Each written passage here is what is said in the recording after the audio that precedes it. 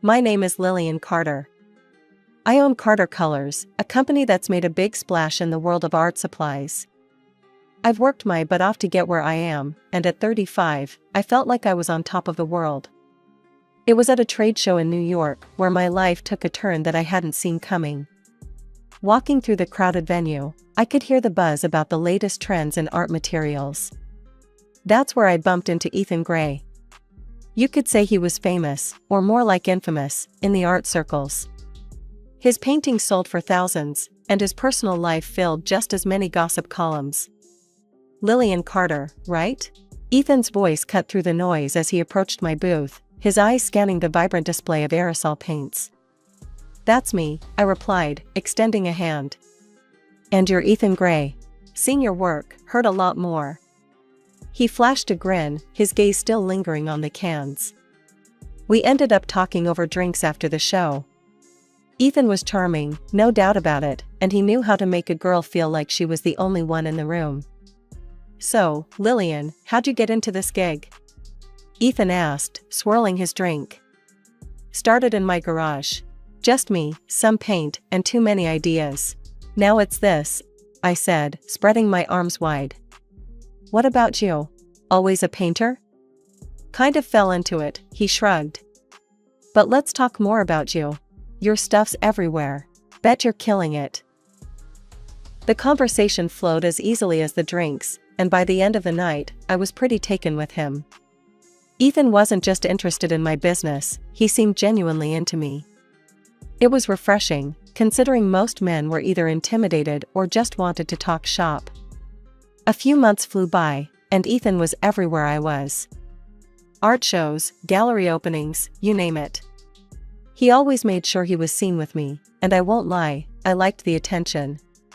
One evening, as we closed down a particularly successful gallery event, Ethan pulled me aside. The room was buzzing with the last few art enthusiasts, but he had that look in his eyes that said he needed to talk. Lillian, these past months with you have been incredible, he started, his voice low. You're amazing, you know that? I blushed, feeling a mix of excitement and nerves. Thanks, Ethan. I've enjoyed it too.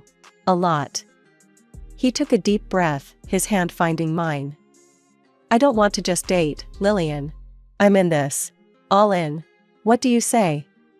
The question caught me off guard. Here was a man who'd been the talk of the town, known for his fleeting romances, and he was looking at me like I was his next masterpiece. I say, let's do it, I replied, my voice steadier than I felt. That night, Ethan asked me to marry him in a way that was both shocking and utterly perfect. It wasn't long before we were planning a wedding that was bound to be as colorful as my paints. After our whirlwind wedding, which was the talk of the town, Ethan and I moved into a spacious new house that I had picked out, imagining kids running around, their laughter filling up the halls. It was a big step, buying that place, but I felt it was right. It felt like our future was starting to take shape right before my eyes. To sweeten our new beginning, I surprised Ethan with a sleek new car. For all the times you'll drive back from your studio, all inspired and messy, I joked as I handed him the keys. He laughed, hugged me tight, and said it was more than he deserved. I got one for myself too, so I guess we both deserve the best, I shot back with a grin. Ethan continued working out of his old studio across town, despite my suggestions to set one up at home. Babe, I'm a creature of habit. That old studio, it's got the vibes, the history. Can't just leave that behind, he'd explain every time I brought it up. I didn't push it, I respected his space and his process. Plus, I was busy too, launching a new store downtown, expanding Carter Colors. One evening, as we were relaxing on our back porch, Ethan brought up a new project he was dreaming about. Lil, I've got this idea, something big. But I'm a bit strapped right now, he said, looking out into the yard, his voice unusually hesitant. What kind of big? I asked, intrigued. A new series of paintings. Different from anything I've done before. I want to experiment, push boundaries, he explained, his eyes lighting up as he spoke. That sounds amazing, Ethan. So, what's holding you back? I leaned in, always excited to see him passionate about his work. Funds, babe. It's a costly venture, and I'm a bit tight financially. I need $100,000, he admitted, scratching the back of his head. Without a second thought, I replied, "Why didn't you just say so? Let's finance it." "Lillian, you are incredible. Seriously, the most generous woman in the world," he said, his voice thick with emotion. I brushed off his praise with a wave of my hand. "Stop it. Just go make those masterpieces." The money went into his account, and soon after, Ethan's project kicked off. We'd go to his exhibitions together, and it was hard not to feel proud as I watched him talk about his art, the crowds hanging on his every word. I felt like we were a power couple, making our marks in our respective fields. One night, after an especially successful opening, we celebrated over dinner. "You see, Lil, this is all because of you. You inspire me," Ethan said, reaching across the table to squeeze my hand. "Nah, it's all you, babe. I just provided the canvas, you're the one making the magic happen," I replied, squeezing back. "But seriously, I don't know what I'd do without you," he continued, his gaze intense. "Let's not find out, okay?" I joked, trying to keep the mood light. As we clinked glasses, I felt like everything was falling into place. The night of Ethan's birthday was supposed to be perfect. I had everything planned down to the last detail: dinner at one of the city's most exclusive restaurants, followed by a helicopter ride over the glittering skyline. I wore my favorite red dress, the one Ethan said made me look like $1,000,000. I arrived early, a bundle of nerves and excitement. The maitre d' showed me to our table, a secluded spot with a view of the city lights. I ordered a glass of wine and waited, my heart pounding with anticipation. Half an hour late, Ethan finally walked in, but not alone. My heart sank as I saw him enter with a young woman on his arm, laughing at something he'd said. My stomach churned as they approached the table. "Lillian, I need to talk to you," Ethan said, his voice serious all of a sudden. I looked from him to the woman, my eyes wide. "This better be good, Ethan. Who's this?" "This is Lana," he introduced her, and she gave me a small, almost mocking wave. "Look, Lillian, I'll be straight with you. I've fallen for Lana. We're in love, and I'm going to marry her." His words hit like a punch to the gut. Lana, standing a bit too close to Ethan, looked at me with a smirk. "Sorry you had to find out this way," she said, her tone anything but apologetic. Ethan handed me an envelope. "I've filed for divorce. And I'll need half of everything we acquired together." I stared at the papers in my hands, my whole body shaking. I felt numb, unable to fully grasp the betrayal. The love and life I thought we were building crumbled before my eyes. As they turned to leave, Lana glanced back and waved at me with a malicious smile. The sight of it filled me with a cold rage. But I just sat there, silent, watching them walk away. After they left, I downed my wine in one gulp and dialed Laura, my best friend. She picked up on the first ring. "Laura, it's me. Can I come over? It's Ethan, he's leaving me. For another woman." "Oh, Lil, I'm so sorry. Come right over, honey. We'll figure this out." I left the restaurant and headed straight to Laura's. The drive over was a blur, my mind racing and heartbreaking. When I arrived, Laura was waiting at the door, her face full of concern. Inside, we sat on the couch, and I poured out the whole sordid story. Laura listened, her face growing angrier by the minute. "He wants what? Half of everything? That no good, too timing." "Yeah, the house, the cars, even the new store," I said, my voice hollow. "I bought all that thinking we were building a future." "We need to fight back, Lillian. This is outright theft."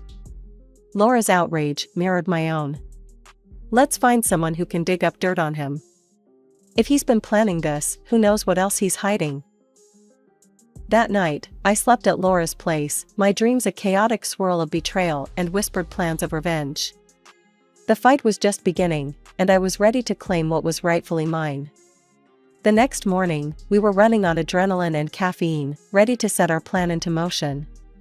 We found a private detective named Hank through a recommendation, and we wasted no time meeting him to discuss our situation. Morning, ladies. What brings you to my part of town?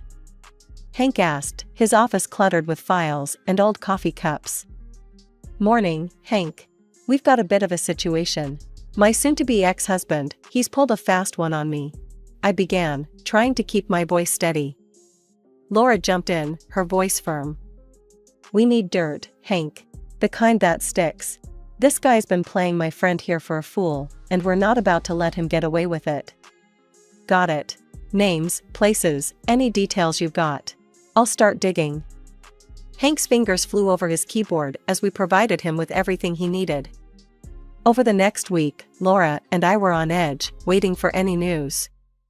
Finally, Hank called us back to his office, with a grim look on his face.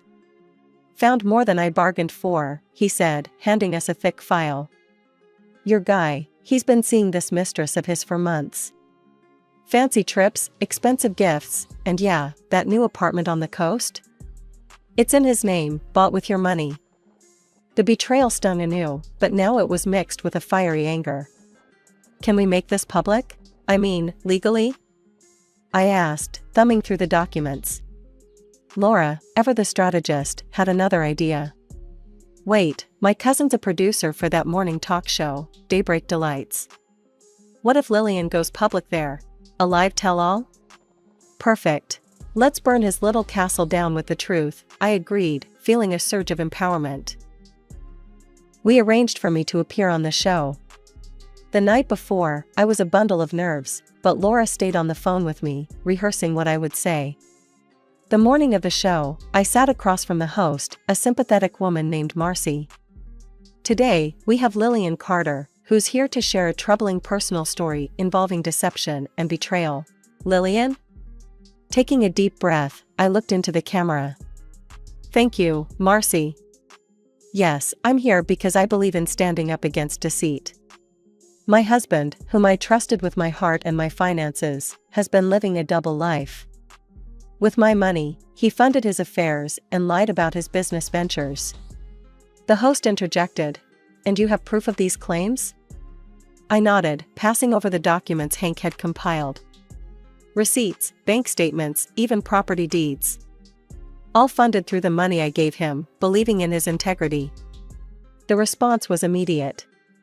Viewers began commenting, the phone started ringing, and by the end of the day, I had messages from several of Ethan's ex-wives. They shared similar stories of deception and theft. Bolstered by public support, I filed a lawsuit against Ethan for fraud. The case quickly became a local sensation, with more and more people coming forward with their own encounters with Ethan's duplicity. After the initial bombshell on Daybreak Delights, the story of Ethan's duplicity spread like wildfire. Other women, once silenced by fear and shame, now stepped forward, eager to share their stories on the very platform that had emboldened them. The talk show's producers, sensing the depth and reach of the story, organized a special segment. It wasn't just about me or Ethan, it was about a pattern, a repeated betrayal that spanned years and victims. I stood backstage, listening to the quiet murmur of the other women gathering, their voices a mix of nervousness and resolve. Lillian, you ready for this? Laura asked, her hand reassuring on my shoulder. As I'll ever be, I replied, taking a deep breath. It's not just my fight anymore. We walked onto the set, a chorus of applause greeting us. Marcy, the host, welcomed each of us with a warmth that eased some of the tension from our shoulders. Ladies, thank you for being here today, Marcy started, her voice serious, her eyes sweeping across the group. What you're doing is incredibly brave. Lillian, can you introduce us to these courageous women? With a nod, I turned slightly to address the audience, both in the studio and beyond the cameras. These women, like me, were charmed by a man we thought we knew. But behind the love and promises were lies that cost us more than just broken hearts. They cost us our trust, our security. One by one, the women shared their tales. The pattern was starkly similar: whirlwind romances, quick commitments, and then the slow, painful realization of being used. He told me he needed money for a new gallery, one woman said, her voice faltering. I sold my late mother's jewelry to help him. And then he vanished. Another spoke up, her anger palpable. He said he was investing in our future, but he was funding his lavish trips with his mistresses. The trial that followed was a media spectacle. Ethan, with his slick lawyers and smoother talk, tried to paint himself as the misunderstood artist, but the evidence was overwhelming. The judge ruled in our favor, recognizing the systematic deception Ethan had woven into our lives. The court finds the defendant guilty of fraud and orders restitution to the victims, the judge declared, her gavel a satisfying sound in the heavy silence that followed. However, the aftermath was as surprising as the ordeal itself. Ethan's notoriety, rather than crippling his career, seemed to enhance it. His art, now more infamous than ever, skyrocketed in value. The scandal, it seemed, was a perverse sort of publicity.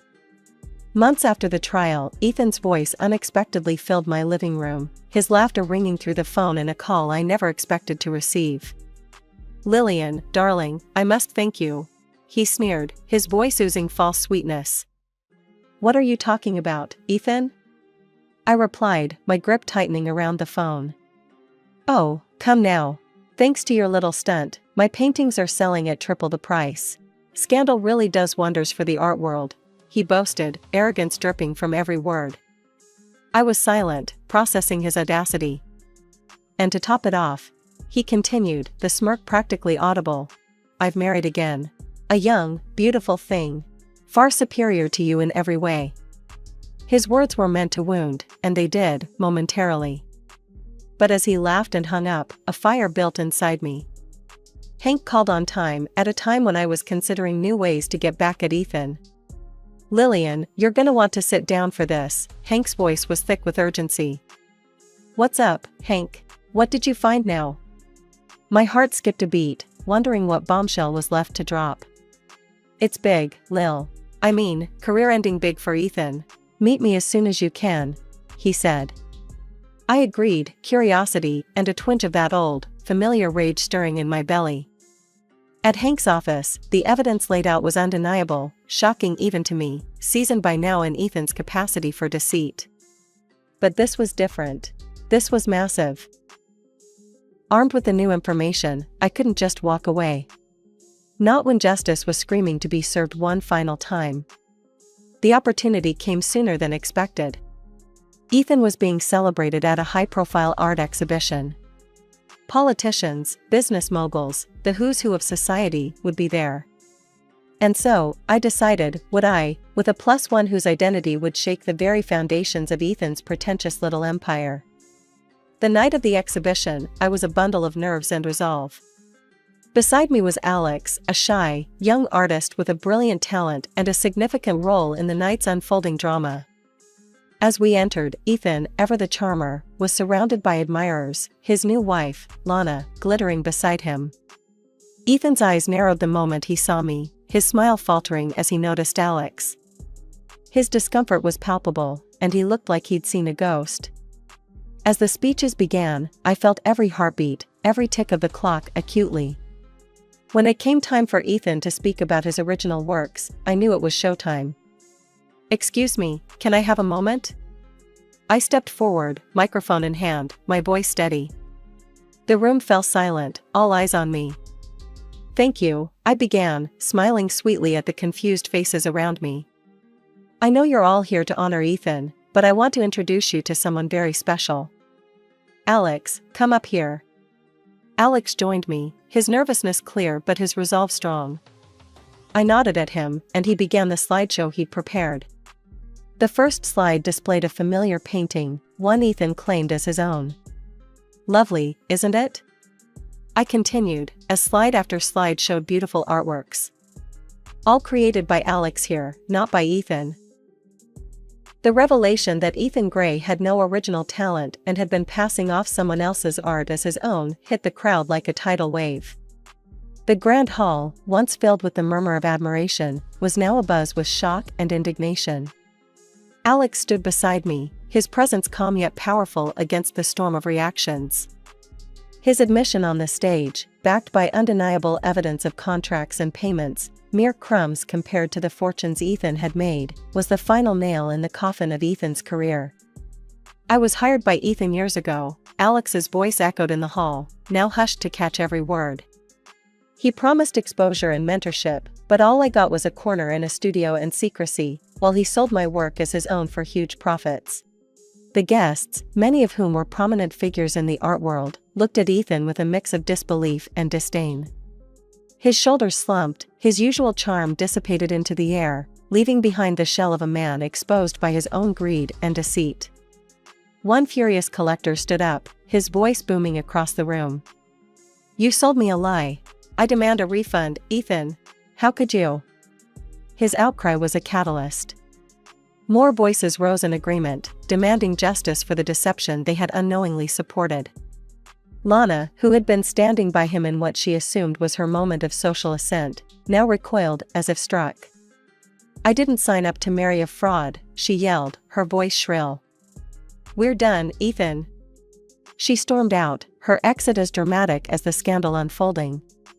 Reporters, quick to sense the magnitude of the scandal, began furiously taking notes, their cameras flashing. The air was electric, charged with the thrill of downfall and the drama of truth unveiled. Seeing an opportunity not just for vengeance, but for rightful recognition, I stepped forward once more, seizing the moment to turn the tide. "Ladies and gentlemen," I began, my voice clear and commanding over the noise. "Tonight has been a revelation not just of deceit but of true talent. This young man, Alex Mercer, is the real artist behind the paintings you've admired tonight." The room quieted, eyes turning to Alex, who stood a little taller under the gaze of the art world's elite. As his agent, I'm proud to present his genuine work, not just for sale, but for the recognition he rightfully deserves. We welcome galleries, collectors, and art lovers to support true talent, unshadowed by deceit. The shift in the room was palpable. Curiosity replaced shock, and several gallery owners and art dealers approached us, their expressions one of intrigue and respect. "Mr. Mercer, could we discuss potential exhibitions?" one gallery owner asked, her tone eager and genuine. "Absolutely," I replied, smiling at Alex, who was finally receiving the recognition he deserved.